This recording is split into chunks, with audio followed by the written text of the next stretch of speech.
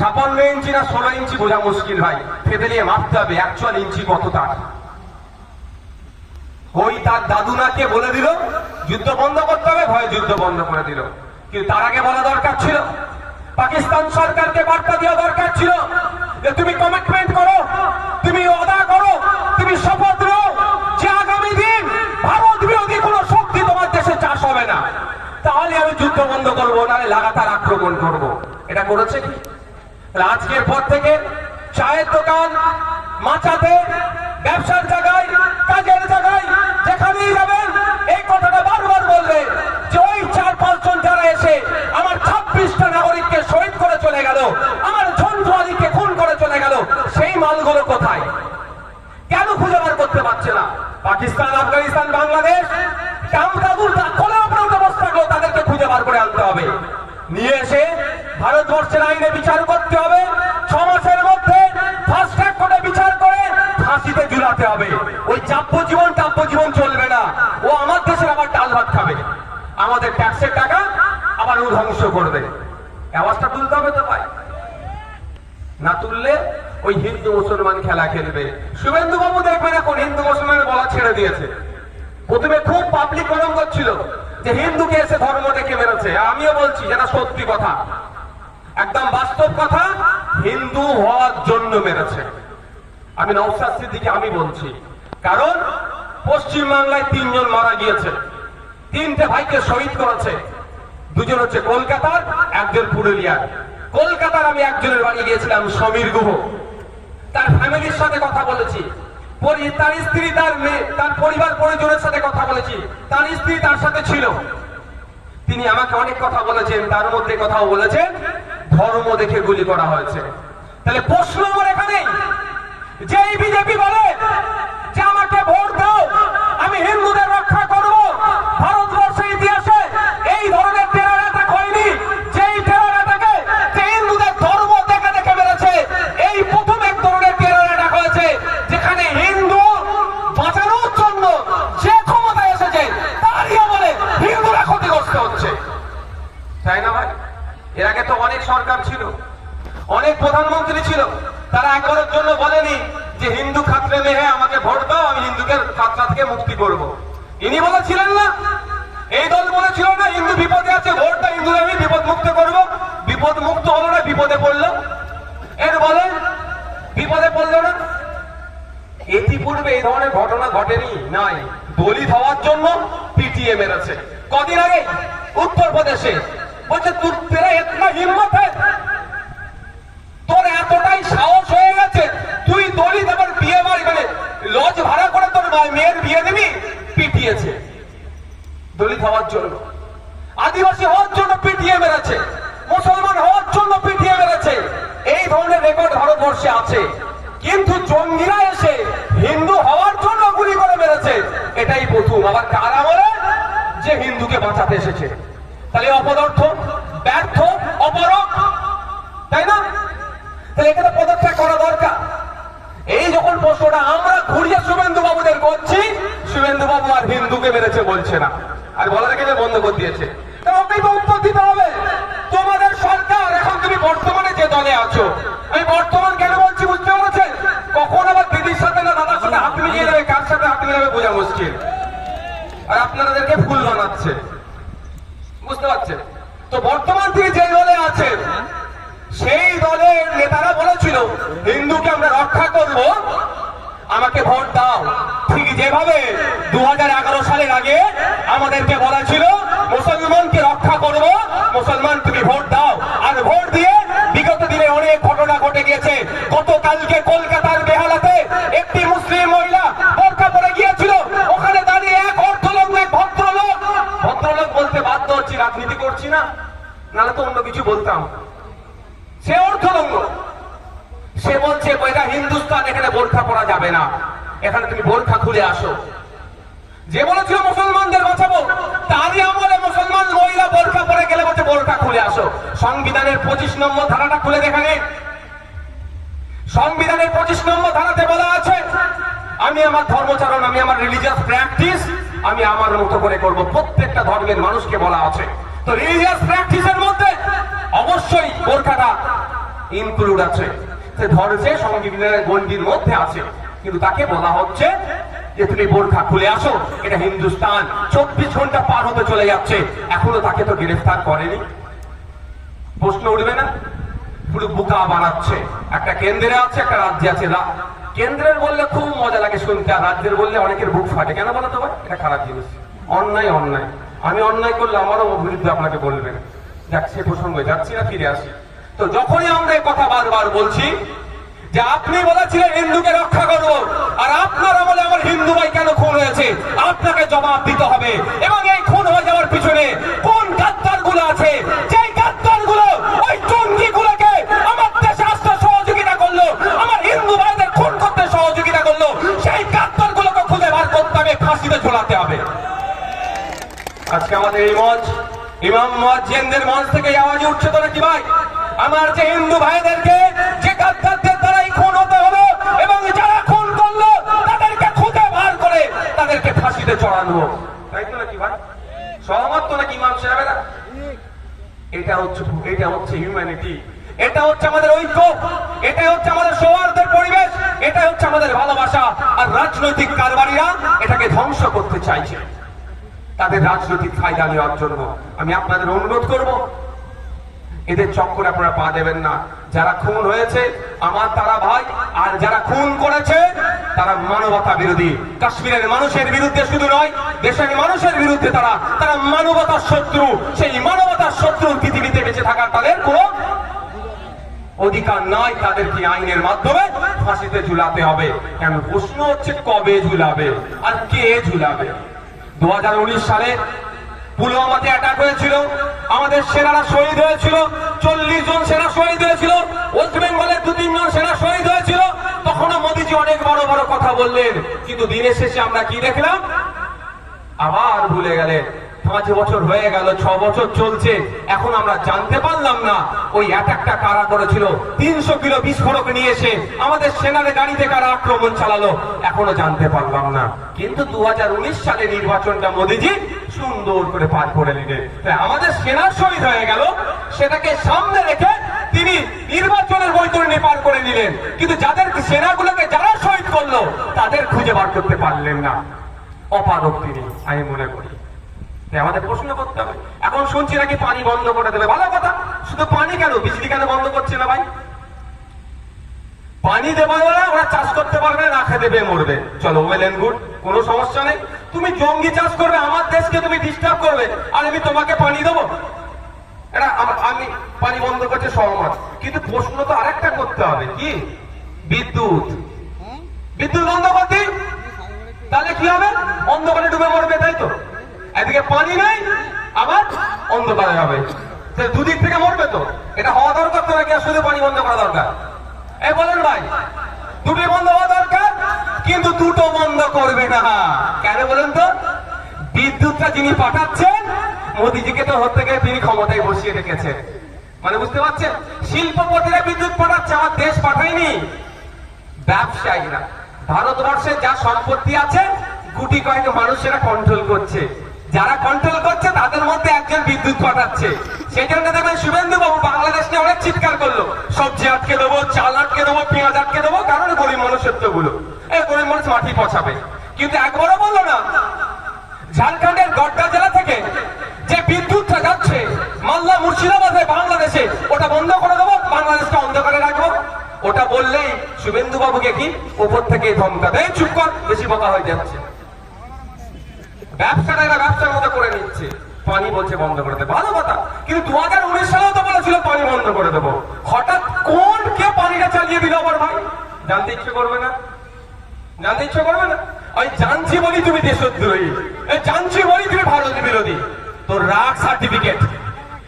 বাবা সাহেব আম্বেদকর তার টিমকে নিয়ে 2 বছর 11 মাস 18 দিন অক্লান্ত পরিশ্রম করে যে সংবিধান আমাদের উপহার দিয়ে গেছে, সেই সংবিধানে আমার বলার স্বাধীনতা আছে, এবং অবশ্যই সেই স্বাধীনতার মধ্যে যেন সীমাবদ্ধ থাকে।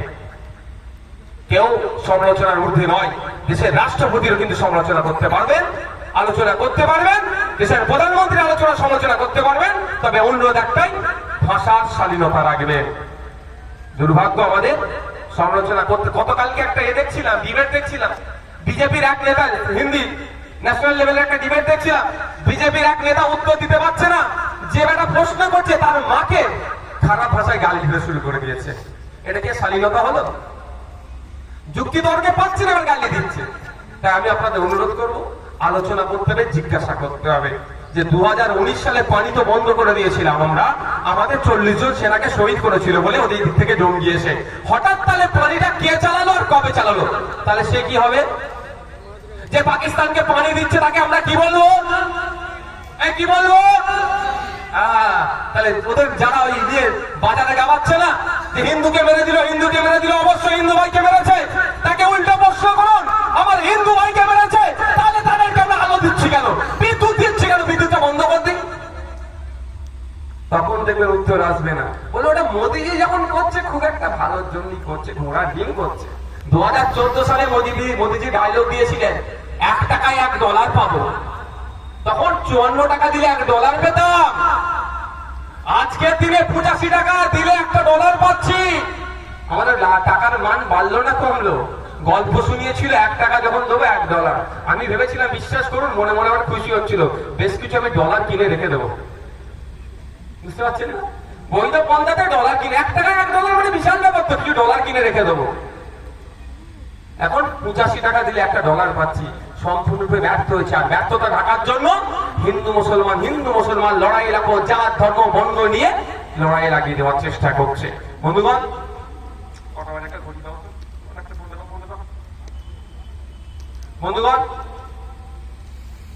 দ্বিতীয় যে আলোচনার বিষয়বস্তু, যে ওয়াকফ সংশোধনী আইন 2025-এর প্রতিবাদে আমি আপনাদেরকে গুটি কয়েক কথা বলবো। এই বিষয়ে শোনার মানসিকতা নিশ্চিতভাবে রাখবেন, যদি মানসিকতা হারিয়ে যায় বলবেন, বক্তব্য আমি শেষ করে দেবো, চিন্তা নেই, ঠিক আছে? আমি যত কম বলতে পারবো তত আমার লাভ। কেন বলেন তো? প্রত্যেক দিনে কম বেশি বকে যাচ্ছে, একটু রেস্ট পাবো। আচ্ছা, আমরা কেন এই আইনের বিরোধিতা করছি? এই আইনের বিরোধিতার আগে আমি দুটো তিনটে ভুল ধারণা আমাদের সমাজের মধ্যে ছড়িয়ে দেওয়ার চেষ্টা হচ্ছে, সেটাকে আমি আগে ক্লিয়ার করি। প্রথম যে ভুল ধারণাটা হচ্ছে সেটা হচ্ছে, বিজেপি এই আইনটা পাস করালেও আপনার আমার পাশে ভিন্ন সম্প্রদায়ের মানুষ, ভিন্ন জাতের মানুষ দাঁড়িয়ে গিয়ে এই আইনের সংশোধনীর বিরোধিতা করছে তো ভাই। কিন্তু তারা না করে, এই সংখ্যা যাতে কমে যায়, একটা মিথ্যাচার করা হচ্ছে। কেমন মিথ্যাচার? বলা হচ্ছে হিন্দু ভাইদের কাছে গিয়ে, তোমার তুলসী তলায় গিয়ে ওয়াকফ বোর্ড যদি বলে এটা ওয়াকফের, তুলসী তলাটা ওয়াকফ বোর্ডের হয়ে যাবে। ওই মন্দিরে যে যদি বলে এটা ওয়াকফ বোর্ডের, বলছে মন্দিরটা ওয়াকফ বোর্ডের হয়ে যাবে। তোমার বাড়িতে দাঁড়িয়ে যদি বলে এটা ওয়াকফ বোর্ডের, তোমার বাড়িটা নাকি ওয়াকফ বোর্ডের হয়ে যাবে। মানে এই ধরনের মিথ্যাচার করছে। এবার প্রশ্ন, এটা হতে পারে? কেউ মনে হয় এই ধরনের আইন আছে? সেকশন 14 কে ওরা প্রিন্সিপাল অ্যাক্ট 1995 এর সেকশন 14 কে দিয়ে একটা মিথ্যাচার করছে। আমি আপনাদের বলি, এই ধরনের কোন আইন নাই। আমি একটা প্রমাণ দিলে আপনারা বুঝতে পারবেন। ইতিমধ্যে 2022 সালের RTI একটা আমাদের ডেটা আছে আমাদের কাছে, যে ডেটা অনুযায়ী এই পশ্চিমবাংলায় ৭৬,০০০ বিঘা ওয়াকফ প্রপার্টি বিহাত হয়ে আছে। কত বিঘা ভাই? ৭৬,০০০ বিঘা ওয়াকফ প্রপার্টি আমরা উদ্ধার করতে পারেনি। কিন্তু বিজেপি বলছে ওয়াকফ বোর্ডের এত ক্ষমতা, যেখানে দাঁড়াবে সেটাই ওয়াকফের হয়ে যাবে। ওই যে ব্রিটিশটা পার করে এলাম, নাম কি গো? কলাঘাট ব্রিজের উপর যে দাঁড়িয়ে বলে এটা ওয়াকফের, তো কলাঘাট ব্রিজ ওয়াকফের হয়ে যাবে। এত পাওয়ার, এত পাওয়ার মানে বুঝতে পারছেন? কিন্তু এত যদি সত্যিকারের পাওয়ার হয়, নিজের অলরেডি ৭৬,০০০ বিঘা সম্পত্তি আছে, সেটা উদ্ধার করতে পারছি নি, ওই পাওয়ার রেখে লাভ কি ভাই? বলছে নওশাদ সিদ্দিকী বিশাল পাওয়ারফুল, কাউকে ছেড়ে কথা বলতে পারেনি, কাউকে ছাড়েনি, কিন্তু নওশাদ সিদ্দিকী ৭৬,০০০ বিঘা সম্পত্তি উদ্ধার করতে পারছি নি, ওই পাওয়ারফুল থেকে কিছু লাভ হবে? এটা সম্পূর্ণ মিথ্যাচার করা হচ্ছে। হিন্দু মুসলমানের মধ্যে অবিশ্বাসের বাতাবরণ তৈরি করা হচ্ছে। আচ্ছা, গতকাল না, দুদিন আগে আমি কলকাতায় একটা কনভেনশন ছিল, ওই হিন্দু মুসলমানের মধ্যে অবিশ্বাসের বাতাবরণ, এই হিন্দু শব্দটা বলার পর তোমায় একজন আমাকে বলে উঠলো হিন্দু মানে কি? বা রানিং বক্তব্য চলছিল, আমি বললাম দেখুন আপনার যদি প্রশ্ন থাকে আপনি আমাকে বলবেন, আমি পরে উত্তর দেবো। পরে আমি বাইরে অনেকক্ষণ ছিলাম, মিডিয়া কোশ্চেন করেছিল, উত্তর তিনি নিতে আসেননি। আমি মিডিয়ার মাধ্যমে বলে দিই, আমি বলতে চাই কোন হিন্দুর কোন শব্দগত মানে নিতে চাইছেন। ভৌগোলিক অবস্থানগত হিন্দুর মানে কি বলতে হবে, না ধর্মীয় ভাবে হিন্দুর মানে কি বলতে হবে, না সংস্কৃতিগত ভাবে হিন্দুর মানে কি, কোন দিক থেকে হিন্দুর মানে বলতে হবে বললো আমি সেটা বলে দেবো তাকে। আমি এতটুকুই শুধু বলে ছেড়ে দিলাম, ওই দিকে তাকে পাইনি, আমি আবার ফিরে আসি। হিন্দু মুসলমানের মধ্যে অবিশ্বাসের বাতাবরণ তৈরি করার জন্য এই ধরনের মিথ্যাচার করছে। ওয়াকফ বোর্ডের নিজস্ব ক্ষমতা নাই, নিজের জমিটাকে উদ্ধার করা পারছে না, সে নাকি অন্যের জমিতে দাঁড়ালে সেটা ওয়াকফের হয়ে যাবে। নিজস্ব ক্ষমতা নাই বলে ওয়াকফ বোর্ড যাচ্ছে কোথায়, প্রথম ওয়াকফ ট্রাইব্যুনালে, সেখানে গিয়ে বলছে মাই লর্ড আমি আমার জায়গা উদ্ধার করতে পারছি না, তুমি এটা অর্ডার করে দাও। সেখানে না হলে কলকাতা হাইকোর্টে যাচ্ছে, হাইকোর্টে না হলে সুপ্রিম কোর্টে গিয়ে আইনের দ্বারস্থ হচ্ছে যে আমার সম্পত্তি আমাকে দাও। দখল করা আছে, বেদখল হয়ে যাচ্ছে, আমি যেন দখল করতে পারি নিজের পক্ষে, আইনের দ্বারস্থ হচ্ছে, সে নাকি অন্যের জায়গা দখল করে দেবে। সম্পূর্ণ মিথ্যাচার। আর একটা মিথ্যাচার কি হচ্ছে, বলা হচ্ছে ওয়াকফ ট্রাইব্যুনাল একবার যে অর্ডার দিয়ে দেবে, হাইকোর্টে গেলেও কিচ্ছু হবে না, সুপ্রিম কোর্টে গেলেও কিচ্ছু হবে না, প্রধানমন্ত্রীও কিছু করতে পারবে না, রাষ্ট্রপতিও কিছু করতে পারবে না, সুতরাং ওয়াকফ ট্রাইব্যুনালটাকে উড়িয়ে দাও, এই বলে আবার হিন্দু মুসলমানের মধ্যে বিরোধ লাগানোর চেষ্টা করছে। আমি আপনাদের বলি ও বেটারা মিথ্যাচার করছে। সংবিধানের 226 নম্বর অনুচ্ছেদে বলা আছে, যদি ট্রাইব্যুনাল দ্বারা কেউ মনে করছে এই অর্ডারটা আমার পছন্দ হচ্ছে না, হতে পারে, তাহলে শুধু ওয়াকফ ট্রাইব্যুনাল নয়, 12-13 রকম ট্রাইব্যুনাল আছে, সে কি করবে, হাইকোর্ট যেতে পারে, হাইকোর্ট না হলে সুপ্রিম কোর্ট যেতে পারবে, যেটা আর্টিকেল 226-এ বলা আছে। কিন্তু বিজেপি সেটাকে মিথ্যাচার করছে। 3 নম্বর ভুল ধারণা যেটা আছে, বোঝানো হচ্ছে যে মুসলমানদের জন্য ওয়াকফ আইন আছে, হিন্দুদের জন্য ওয়াকফ আইন, হিন্দুদের জন্য ধর্মীয় আইন নাই, সুতরাং আমরা হিন্দু, আমাদের জন্য আইন নাই, মুসলমানদের জন্য আছে, তাহলে ওয়াকফ আইন তুলে দেওয়া হোক, এই বলে পাড়াতে পাড়াতে আমার আপনার মধ্যে যারা কাকা জ্যাঠার সম্পর্ক ছিল সেই সম্পর্কটা নষ্ট করার চেষ্টা করছে। কিন্তু ভারতবর্ষের প্রত্যেকটা জাতি, প্রত্যেকটা ধর্ম, প্রত্যেকটা বর্ণের, প্রত্যেকটা সমাজের মানুষের জন্য আইন আছে, এটা মাথায় রাখবেন। কেউ আজ আইনের বাইরে নয়, সবাইকে সংবিধান, বাবা সাহেব আম্বেদকর যে সংবিধান আমাদের উপহার দিয়েছে সেই সংবিধান অনুযায়ী প্রত্যেককে প্রোটেক্ট করেছে। এবার আসে যাক, একটু এখানে ভেঙে দিলেই বোঝা যাবে কেমন ভাঙতে হবে। সারা ভারতবর্ষে যত মুসলিম সম্প্রদায়ের ধর্মীয় সম্পত্তি আছে সেটাকে মেনটেন, যেটা পরিচালনা হয় ওয়াকফ আইনের মাধ্যমে। আর সারা ভারতবর্ষের হিন্দু ভাইদের যত দেবত্ব সম্পত্তি আছে সেটাকে কিভাবে মেনটেন হয়, কোন রাজ্যে হিন্দু ভাইদের ধর্মীয় সম্পত্তি একটা আইন আছে, আবার কোন রাজ্যে মন্দিরের সম্পত্তির আইন আলাদা আলাদা আছে। তাহলে ভারতবর্ষে মুসলমানদের জন্য একটা আইন সারা ভারতবর্ষের জন্য, আমার হিন্দু ভাইদের জন্য তাদের রিলিজিয়াস এন্ডোমেন্ট যেগুলো আছে সেগুলো রক্ষণাবেক্ষণের জন্য আলাদা আলাদা স্টেটের জন্য আলাদা আলাদা আইন আছে, আবার আলাদা আলাদা মন্দিরের জন্য আলাদা আলাদা আইন আছে। প্রমাণ দিলে আপনাদের বুঝতে পারবেন, সুবিধা হবে। যেমন আপনাকে বলি, দা উত্তরপ্রদেশ শ্রী কাশী বৈশ্বনাথ টেম্পল অ্যাক্ট, উত্তরপ্রদেশের কাশী বৈশ্বনাথ মন্দির আছে জানেন তো, তার জন্য আলাদা আইন আছে উত্তরপ্রদেশ সরকারের। একটু আগে চলে আসি তামিলনাড়ুতে, তামিলনাড়ু রাজ্যের জন্য the Tamil Nadu Hindu religious and charitable endowments act 1959 সালে তৈরি হয়েছে। টোটাল তামিলনাড়ুতে হিন্দু ধর্মের ধর্মীয় সম্পত্তি যত আছে আর চ্যারিটেবল এন্ডোমেন্টস হিন্দু ভাইদের যত আছে সেটা রক্ষণাবেক্ষণের জন্য একটা আইন আছে।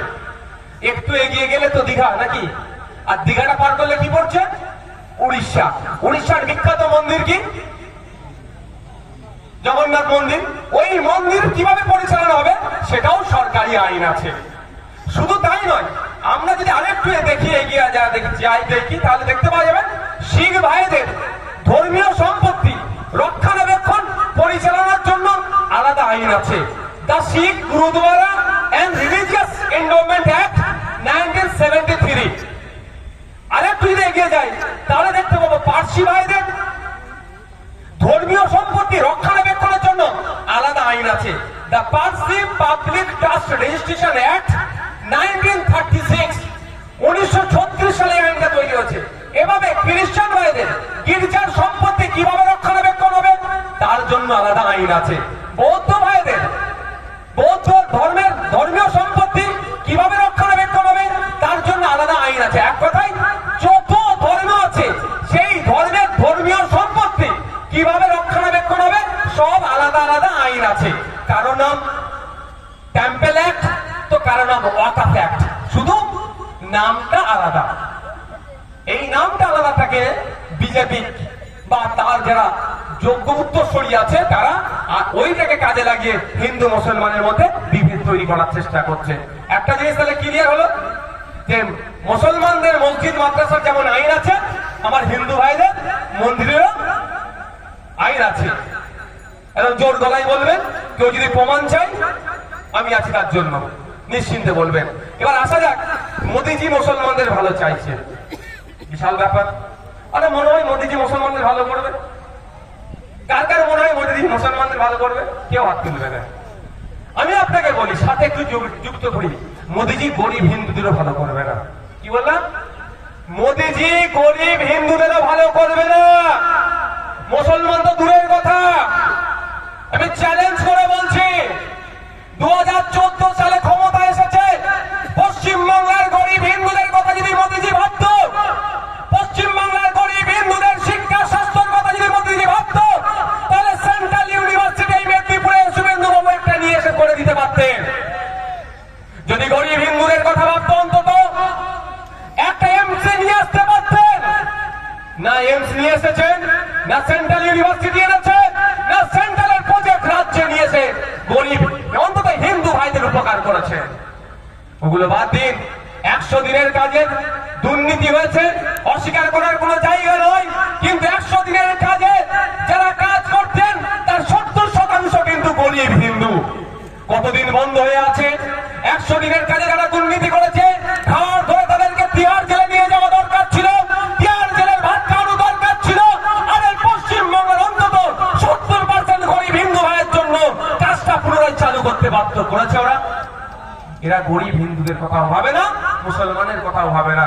কিন্তু কয়েকটা আমি আপনাদের প্রমাণ তো আপনাদেরকে দিতে হবে যে কেমন হিন্দুদের কথা ভাবে, এই মুসলমানদের কথা ভাবছে। মোদিজি মুসলমানদের কথা ভাবছে, এটা ভাব সত্যি একদম আকাশ থেকে পড়ার মতো ব্যাপার। সংবিধানের মুসলমানদের কথা ভাবতে গিয়ে সংবিধানের 14 নম্বর আর্টিকেল, 15 নম্বর আর্টিকেল, 25 নম্বর আর্টিকেল, 26 নম্বর আর্টিকেল, 300 ক এই ধরনের এত আর্টিকেলকে ভায়োলেট করেছে। এই আর্টিকেল গুলোর উপরে আঘাত দিয়েছে, মানে এত ভালোবাসে আপনাদেরকে সংবিধানের উপরে আঘাত দিয়ে দিয়েছে। বুঝতে পারছেন কত ভালোবাসে? তো কে ভালোবাসার নমুনা একটু শুনবেন ভাই? কেউ অসুবিধা হচ্ছে না তো? বলেন ছেড়ে দেবো ভাই, নমুনা শুনতে চাইছেন তো? আর একবার হাত তুলুন তো, কারা নমুনা শুনতে চাইছেন? কত ভালোবাসে নমুনা দেখিয়ে দিয়া। আইনে বলা ছিল এই ওয়াকফ সম্পত্তি নিয়ে কেউ দুর্নীতি করলে 2 বছর পর্যন্ত তার জেল হবে। আর নতুন আইন যেটা নিয়ে এসেছে সেই আইনে কি করেছে জানেন? জেলের কমিয়ে 6 মাস করে দিয়েছে। তাহলে ওয়াকফ সম্পত্তি নিয়ে দুর্নীতি বাড়বে না কমবে? মোদিজি যদি ওয়াকফ সম্পত্তি নিয়ে 2 বছরের জায়গায় 12 বছর জেল করতো, আমি তো স্টেজ থেকে মোদিজিকে স্যালুট দিতাম। তাহলে ওয়াকফ সম্পত্তি দিকে কেউ তাকাতো না। এই উপকার মোদিজি করেছে। কেমন উপকার করেছে জানা আপনাদের দরকার। ইন্ডিয়ান লিমিটেশন অ্যাক্ট 1963, ওই আইনের অনেক ধারা আছে। ওই আইন আমি অর্ডিনারি একটা আইন, যে আপনি জায়গার মালিক হলো, আপনার জায়গায় যদি কেউ 12 বছর বসবাস করে আপনি তাকে তুলতে পারবেন না। তোলার চেষ্টা করলে ও কোর্টে গেলে কিন্তু আপনাকে ওই সত্তার মালিক হয়ে যাচ্ছে। খাতায় কলমে আপনি মালিক থাকলেও ওকে আপনি তুলতে পারবেন না, কারণ 12 বছর একভাবে আছে। এটা লিমিটেশন অ্যাক্ট। আর এই লিমিটেশন অ্যাক্ট কোন ধর্মীয় সম্পত্তির উপরে প্রযোজ্য ছিল না। এই মোদি নতুন আইন করে ওয়াকফের ক্ষেত্রেও এটাকে অমিট করে দিল।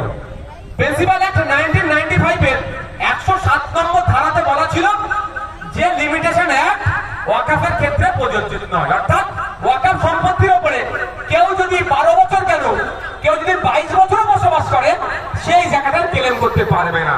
শুধু ওয়াকফ সম্পত্তি নয়, আমার অনির্বাণা আছে, অনির্বাণা হিন্দু সম্প্রদায়ের মানুষ, সেই অনির্বাণাদের দেবদেবী সম্পত্তির উপরে যদি কেউ 12 বছর কেন 32 বছর বসবাস করে সে নিজের জন্য ক্লেম করতে পারবে না, গুরুদুয়ারা সম্পত্তির জন্য পারবে না, পার্সিবাদের ধর্মীয় সম্পত্তির ক্ষেত্রে পারবে না, এক কথায় সমস্ত ধর্মীয় সম্পত্তির ক্ষেত্রে ক্লেম করতে পারবে না। এতদিন পর্যন্ত ছিল। আর এখন নতুন আইন করে মোদিজি সেটাকে চেঞ্জ করে কি করে দিল, ওয়াকফ সম্পত্তির উপরে লিমিটেশন অ্যাক্ট সরিয়ে দিল। কি ক্ষতি হবে আপনারা বুঝতে পারছেন? একটা উদাহরণ দিলে বুঝতে পারবেন ক্ষতি এটাই হবে। আমরা দেগঙ্গার ওইদিকে বেড়াচাপাই পীর গোরাচাঁদ আব্বাসী রহমতুল্লাহ আলাইহির নাম শুনেছি, গুগলে সার্চ করলেও পেয়ে যাবেন। ওখানে গিয়ে ওখানে খোঁজ নিয়ে দেখুন ওনার মাজারের 1000 বিঘা ওয়াকফ সম্পত্তি ছিল। কত বিঘা?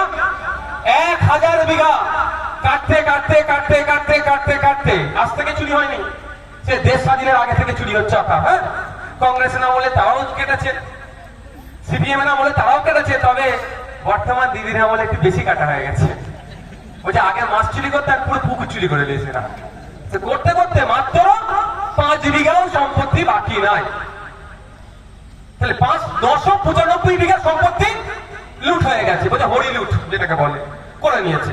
কিন্তু এতদিন আইন ছিল যে যদি কোনো শাসক তাদের সিট দ্বারা সোজা থাকে, 2011 সালের আগে যে গল্পটা দিয়ে ক্ষমতায় এসেছিল, ক্ষমতায় আসলে মুসলমানদের ওয়াকফ সম্পত্তি উদ্ধার করে দেবো কথার সাথে যদি কাজের মিল রাখতে পারতো, তাহলে পীর গোরাচাঁদ আব্বাসী রহমতুল্লাহ আলাইহির মাজারের 995 বিঘা সম্পত্তি বেয়াত নয়, পুরো 1000 বিঘা সম্পত্তি কিন্তু উদ্ধার করে দিতে পারতো। সিট দ্বারা সোজা নয়, উদ্ধার হয়নি। যদি আগামী দিনে কোন সরকার আসে তার সিট দ্বারা সোজা থাকলে উদ্ধার করে দেবে, এই ভরসা আমরা রাখি। কিন্তু ওই রাস্তাটা এই লিমিটেশন অ্যাক্টকে তুলে দেওয়ার ফলে আর হবে না। মোদিজি যে নতুন আইন নিয়ে এসেছে, এই আইনে আর কোনদিনের জন্য ওই 995 বিঘা সম্পত্তি ওই মাজার ফিরে পাবে না। এটা মুসলমানদের উপকার করলো না ক্ষতি করলো? বলুন। এর বিরোধিতা আমরা করছি, কারণ সংবিধানের 15 নম্বর আর্টিকেলে বলা হচ্ছে, 14 নম্বর আর্টিকেলে বলা হচ্ছে আপনার ইকুয়ালিটি বিফোর লর কথা বলা হচ্ছে, 15 নম্বর আর্টিকেলে বলা হচ্ছে জাত ধর্ম লিঙ্গ বর্ণ দেখে আলাদাভাবে ট্রিট করা যাবে না। আর আমি তখন প্রশ্ন তুলছি, মুসলমানদের ধর্মীয় সম্পত্তিতে যদি লিমিটেশন অ্যাক্ট লাগু হয়ে যায় তাহলে তো প্রশ্ন আমি তুলবই, আমার রাইট আছে। অন্য অন্য ধর্মীয় সম্পত্তির ক্ষেত্রে কি এই আইনটা আছে না তুলে দেওয়া হয়েছে? তখনই দেখা যাবে কি, তখনই বলবেন নওশাদ সিদ্দিকী সাম্প্রদায়িক। কিন্তু না, সংবিধান আমাকে বলার অধিকার দিয়েছে। এখানে তো ধর্মের জন্য আলাদাভাবে ব্যবহার করা হচ্ছে না, আপনাকে আপনার উপর অত্যাচার নামানো হচ্ছে। যেখানে আমার হিন্দু ভাইদের ধর্মীয় সম্পত্তিতে যত বছরই বসে থাকুক না কেন ওই দখল নিতে পারবে না। আমার খ্রিস্টান ভাইদের ধর্মীয় সম্পত্তিতে যত বছর বসে থাকুক না কেন দখল নিতে পারবে না। আমার শিখ ভাইদের ধর্মীয় সম্পত্তিতে যত বছরই বসে থাকুক না কেন দখল নিতে পারবে না। সেখানে আইন চেঞ্জ করে মুসলিমদের সম্পত্তিতে 12 বছরের লিমিটেশন একটা চাপিয়ে দেওয়া হলো কেন? এবার 12 বছর বসেছে না 12 ঘন্টা বসেছে না 12 দিন বসেছে, আপনি বলতে পারবো তো? সবই তো ওদের ঢাল তলোয়ার যা আছে, ঢোল সবই ওদের, তো ওদের মানে শাসকের। কেউ 12 ঘন্টা বসে যদি সার্টিফিকেট করে নাই না ও প্রধানকে দিয়ে, না ওই লোকটি 12 বছর ধরে বসে আছে, আপনি কি করবেন বলুন? আপনি কি করতে পারবেন? তাহলে সম্পত্তিগুলো লুটার একটা জায়গা হয়েছে। আমি একটা কথা বলবো অন্য বিষয়ে, তার আগে বলে দিই, এই আমাদের মধ্যে কিন্তু এটা ঢুকিয়ে দেওয়া হচ্ছে এই ওয়াকফটা মুসলমানদের বিষয়, মুসলমানরা লড়াই করবে। এটা একটা মাথায় রাখবেন না ভাই, এটা শুধু মুসলমানদের বিষয় নয়, এটা কাদের বিষয়? সংবিধান বাঁচানোর বিষয়। আজকে যেটা আমার আগের বক্তা দাদা ঠিক কথা বলেছেন, একটা বাস্তব কথা। আজকে ওয়াকফ সম্পত্তির উপরে নজর পড়েছে, কালকে গুরুদুয়ারা সম্পত্তির উপরে নজর পড়তে পারে, তারপরে দিনে খ্রিস্টানদের ধর্মীয় সম্পত্তির উপরে নজর পড়তে পারে, তারপরে শিখেদের শিখ ভাইদের পার্সি ভাইদের ধর্মীয় সম্পত্তির উপরে নজর পড়তে পারে। সর্বশেষে আসলে কিন্তু দেবত্ব সম্পত্তিকে ওরা ছেড়ে কথা বলবে না, তুলসী তলাকে ওরা ছেড়ে কথা বলবে না। কারণ এটা কিন্তু ধর্মীয় লড়াই নয়, এটা পুঁজিপতিদের নজরে পড়েছে। কলকাতার প্রাইম প্রপার্টি গুলোকে দখল নিতে হবে, দিল্লির প্রাইম প্রপার্টি গুলোকে দখল নিতে হবে, মুম্বাইয়ের প্রাইম প্রপার্টি গুলোকে দখল নিতে হবে। সারা ভারতবর্ষের যত বড় বড় শহর আছে সেই শহরের প্রাইম প্রপার্টি গুলোর মধ্যে ওয়াকফ সম্পত্তি আছে, সেইগুলোকে দখল নিতে হবে। দখল নেওয়ার জন্য আইন চেঞ্জ করেছে। এটা হিন্দু মুসলমানের লড়াই নয়। যদি হিন্দু মুসলমানের লড়াই হতো তাহলে পার্লামেন্ট পার্লামেন্টের মধ্যে দাঁড়িয়ে যারা বিজেপির এই নিয়ে আসা না বিলের বিরুদ্ধে লড়াই করেছিল, যারা লড়াই করেছে, তর্ক করেছে, ভোট দিয়েছে, বিরোধিতা করেছে, তার মধ্যে কিন্তু 90 থেকে 95% মানুষ হিন্দু, দলিত, আদিবাসী, খ্রিস্টান, বিভিন্ন ধর্মের মানুষ। যারা সুপ্রিম কোর্টে লড়াই করছে, আমি সুপ্রিম কোর্টে মামলা করেছি, আমার 7টা উকিল আছে সুপ্রিম কোর্টে, তার মধ্যে 4টে তো ভাই মুসলিম সম্প্রদায়ের নয়। কি দরকার তাদের? যদি হিন্দু মুসলমানেরই ব্যাপার হয়, এটা কেন লড়াই করলাম মনে হয়? বলেন ভাই, এটা হিন্দু মুসলমানের লড়াই না। লড়াইটা কি? পুঁজিপতিদের বিরুদ্ধে লড়াই, সংবিধানকে যারা আঘাত দিচ্ছে তাদের বিরুদ্ধে সংবিধান প্রেমীদের লড়াই। এই লড়াই শুধু মুসলমান লড়বে না, এই লড়াই শুধু হিন্দু লড়বে না, এই লড়াই নাগরিক লড়বে এই আইনকে প্রত্যাহারের জন্য। অতদিন পর্যন্ত আমাদেরকে লড়ে যেতে হবে যতদিন না পর্যন্ত এই আইনকে প্রত্যাহার করছে কেন্দ্র সরকার। আপনাদের একটা কথা বলি, আর কতক্ষণ টাইম আছে বাজে হতে? ইমাম সাহেব ভাইরা তাহলে আর কয়েকটা পয়েন্ট বাকি আছে, বলবো? দেখুন, এই যে একটা জায়গাতে আমার সাথে রাজ্য সরকারের মতো পার্থক্য। আমি রাজ্য সরকারকে বলেছিলাম, আমাদের পশ্চিমবাংলা সরকারকে, যে আপনি ইমিডিয়েট বিধানসভা থেকে একটা রেজুলেশন পাস করুন যে এই অসাংবিধানিক, অগণতান্ত্রিক সংবিধানের এতগুলো আর্টিকেলে আঘাত দিচ্ছে, এই বিলকে, এই আইনকে প্রত্যাহার করছি, আমরা এখানে এটাকে গ্রহণ করব না, এই মর্মে একটা রেজুলেশন পাস করানো হোক। আর রাজ্যের পক্ষ থেকে সুপ্রিম কোর্টে মামলা হোক, আর বিধানসভার এই রেজুলেশনের কপিটা ওই মামলাতে অ্যাটাচ করে দেন, তাহলে খেল জমে যাবে। কিন্তু দুর্ভাগ্য, আমার রাজ্যের অভিভাবিকা, রাজ্যের মুখ্যমন্ত্রী চিৎকার করছেন, চাচামেচি করছেন, ওয়াকফ লাগু আইন লাগু হতে দেবো না, কিন্তু শুধু মুখেই তিনি বলছেন। দেখুন ব্যাপারটা সম্মানীয়, তিনি রাজ্যের মুখ্যমন্ত্রী কি